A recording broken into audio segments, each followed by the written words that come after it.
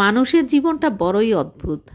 কে কোন পরিস্থিতিতে থাকে মহান আল্লাহ তাআলা ছাড়া কেউই বলতে পারে না। আমার প্রিয় ভিউয়ার্স, আসসালামু আলাইকুম। কেমন আছেন আপনারা সবাই? আশা করি মহান আল্লাহ তাআলার রহমতে আপনারা সবাই ভালো আছেন।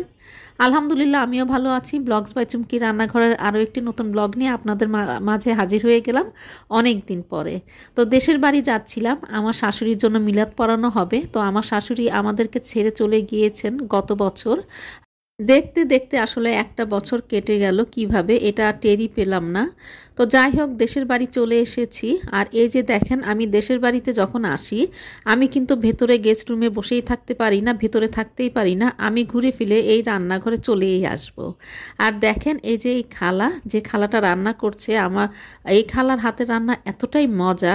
আমার জায়ের সাথে সবসময় এই খালা রান্না বান্নার কাজটা করে, আর খেতে কিন্তু ওদের রান্নাটা অনেক বেশি মজার হয়। আর এই যে দেখেন, মাছগুলো আমরা যেরকম মাছগুলো হলুদ লবণ দিয়ে মেখে ভেজে ফেলি, তারা কিন্তু এটা করে না। সমস্ত রকম মশলা দিয়ে, মানে পেঁয়াজ, রসুন, ধনে, জিরা, লবণ দিয়ে মেখে কিছুক্ষণ রেখে তারপর কড়া করে ভেজে তারপর রান্না করে। তাহলে বুঝতেই পারছেন স্বাদটা কেমন হবে। তো এই যে আমরা মেয়েরা যারা গিয়েছি তারা ভিতরেই রয়েছি, আর ছেলেরা সবাই মসজিদে চলে গিয়েছে, কারণ ওখানেই খাওয়া দাওয়া হবে। তো ওখান থেকেই আর কি খাওয়া দাওয়া আবার আমাদের জন্য নিয়ে আসবে। তো আমি একটু হেঁটে বেড়াচ্ছিলাম, ভালো লাগছিল না, মনটা অনেক বেশি খারাপ লাগছিল আমার শাশুড়ির জন্য। তো এই যে আমি বারান্দায় চলে এসেছি। এখানে পরপর দুটা বারান্দা আছে, দুটাই আমার অনেক বেশি পছন্দের। মানে একটা বারান্দায় দাঁড়ালে একটা দৃশ্য দেখা যায়, আরেকটা বারান্দায় দাঁড়ালে আরেকটা দৃশ্য দেখা যায়। আর আমার কাছে মনে হচ্ছিল যে এখানে দাঁড়িয়ে থাকলে মনে হয় কি শান্তি, সকাল কিংবা সন্ধ্যায়। আর এখানে একটা ছোট্ট ব্রিজ আছে, এই যে আমি একটু জুম করে আপনাদেরকে দেখাচ্ছি। এই ব্রিজটার উপরে গেলে কিন্তু অন্যরকম একটা ভালো লাগা কাজ করে, আমার কাছে অনেক বেশি ভালো লাগে। তো আপনাদের মাঝে অনেক দিন ভিডিওটা মানে দেয়া হচ্ছিল না, অনেক দিন ধরে আপনাদের থেকে আমি একটু দূরেই আছি। তো আল্লাহ তাআলার নাম নিয়ে আজ থেকে আবার শুরু করলাম একটা ছোট্ট ভিডিও দিয়ে। আর এই যে এটা হচ্ছে আরেকটা বারান্দা, এখান থেকে সরাসরি পুকুরটা দেখা যায়। আর পুকুরের মধ্যে দেখেন অনেকগুলো কচুরিপানা, দেখতে কিন্তু অনেক বেশি ভালো লাগছে। আর রোদ এসে পড়ছে, আমার কাছে কিন্তু খুবই ভালো লাগছিল। তো আমাদের খাবার এখনও এসে পৌঁছায়নি, তো এই জন্যই একটু ঘুরে ফিরে দেখছিলাম।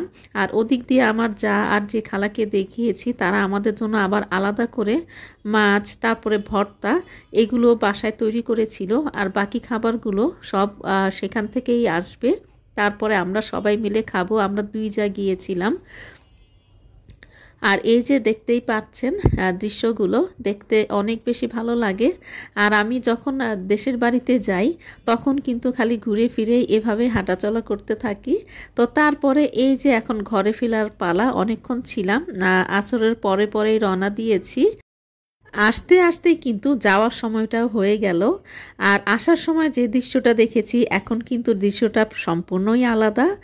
আর এটাই হয়তো প্রকৃতির নিয়ম, মহান আল্লাহ তাআলার অপরূপ সৃষ্টি।